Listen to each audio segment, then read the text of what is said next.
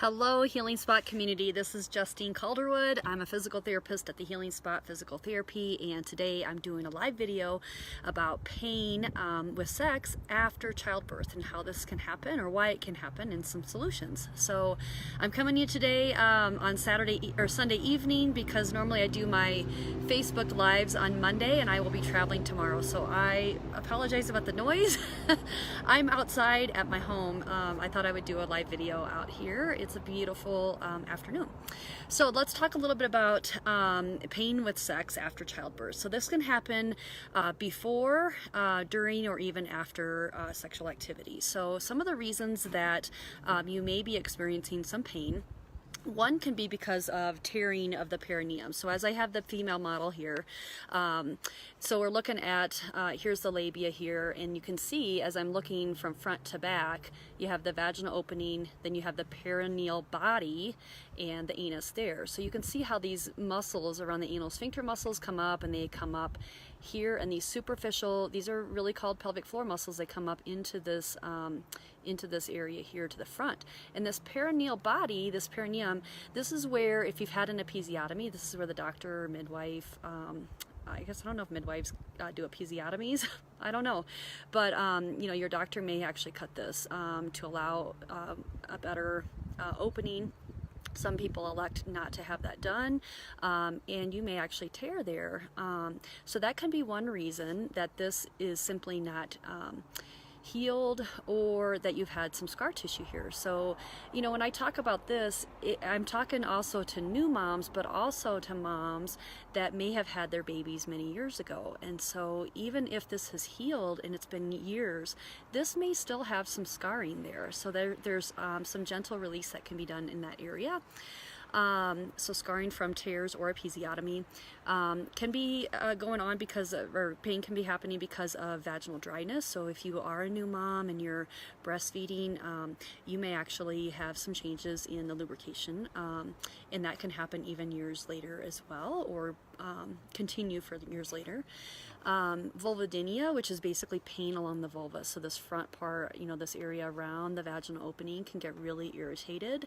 And because they're really superficial pelvic floor muscles, it can be an indication that more is going on in the pelvic floor, even into the muscles in into deeper layers. So going over the reasons right now, and we'll talk in a little bit about how some of these can be helped. A prior history of vaginismus. So vaginismus is a really tightening down of the pelvic floor muscles, which can make it very difficult and painful for penetration. Some people with vaginismus can't even wear a tampon or have any kind of penetration. So if that's you may have a prior history of that. So some women are hopeful that during the birthing process that things will get stretched out, and sometimes it's a good thing, you know, going through a vaginal delivery, and sometimes it doesn't really change things, or may even unfortunately make some things worse. So if you have a prior history of vaginismus, that can definitely contribute. Birth trauma can affect your emotional state, which can affect the physiological state of the muscles in your pelvis. So if you experienced birth trauma, even if you think, oh man, I haven't had birth trauma, you know, my baby's fine, didn't have a lot of medical interventions, but you may be experiencing some birth trauma on a smaller scale. It's so loud here, but you know, if you feel like you're stuck in a fight or flight or even a freeze response, that can really affect your pelvic floor muscles, because you may be holding them tense and not even really realizing it, which can affect the ability for them to relax. Open birthing patterns. So this is something I've learned through the Institute for Birth Healing with Lynn Schulte. So she goes over with the vaginal delivery. So the body goes through certain positions. I'm laughing. I mean, what can you do about the noise? But anyway, so open birthing position is basically that your body has to move in a certain way to allow a vaginal delivery. And even if you've had a C-section, if your body has gone through part of this to deliver, you may still be stuck in a open birth pattern. So that's basically that the right SI, the sacrum has jammed up a little bit, and the right SI joint can be stuck down. As baby comes through the birth canal, their head can cause some strain to the left pubic symphysis, so right here, this bone in the front, so it can feel thick, and it can also lose some mobility between the joint here. And then also that these sits bones are more splayed open, and so on a neurological level, the mom's body is also feeling like she's still birthing and holding on to that, but it also creates some structural dysfunction in the pelvic bones. So that can really cause a lot of torque and changes in the muscular function of the pelvic floor muscles. Okay, so that can affect, again, any kind of penetration or anything. So let's see. Pelvic organs can shift during childbirth. So as we look into the pelvic canal here, or pelvic cavity, the bladder sits right behind the pubic bone. We have the uterus with the fallopian tubes, and the rectum right behind that. So these organs, a lot of times the bladder can be pulled off midline. The uterus can be really shifted. And so when these pelvic organs are shifted off of midline, it really makes the pelvic floor muscles, there's a connection there, and they can make the pelvic floor muscles kind of tighten up. Okay, so that can affect that. Neuralgia, so basically some nerve irritation, some nerve damage into the innervation of the nerves going into the pelvic area can affect sensation, and can also be causing some pain during sexual activity. C-section, so we talked about scarring of the perineal body or the perineum, but also having a C-section scar into this lower abdomen can affect. So even though you've had a C-section, again, the uterus, it affects the uterus, and so it's really kind of think of it like a tube, so it can really affect the bottom part of this. And depending on how much you labored before having a C-section, some people have a planned C-section and they don't really even go into that birthing, natural birthing process. But depending on when the C-section was, if it was planned or if it was an emergency or whatever, your body can still be have gone through that part of that birthing process. Okay, and then of course I just wanted to mention, even having to rule out like sexual transmitted diseases or any other medical conditions that could be possibly causing some pain, with sexual activity. So I wanted to at least mention that. So, okay, so what are some of the solutions? So it really depends on what the cause is, right? So we just talked about some of that, some of the things that can be going on. So scar release is something that can be done very gently to this perineal body, those superficial pelvic floor muscles, as well as the deeper pelvic floor muscles. We really look at the pelvic floor as a clock. So 12 o'clock is the pubic symphysis, and then we go around to the left, the woman's left as they're laying down, is this 3 o'clock position is one of the sits bones. 6 o'clock would be the coccyx, or the anus there, the rectum, and then coming up here to this 9 o'clock position would be the other sits bone. So we look at it as a clock, but also a tube, and being able to go in deeper. So when we look at the pelvic floor muscles, we look at the superficial layers considered like layer 1, there's layer 2 and layer 3, the further you go in. So any of those layers can be affected, or all 3 can be. So if it's a lubrication problem, of course you can, a dryness problem, you can seek out some lubrications, of course, making sure that you're drinking plenty of water and that your body is hydrated. Creams can be applied if you have some vulvodynia, so the pain around into the labia.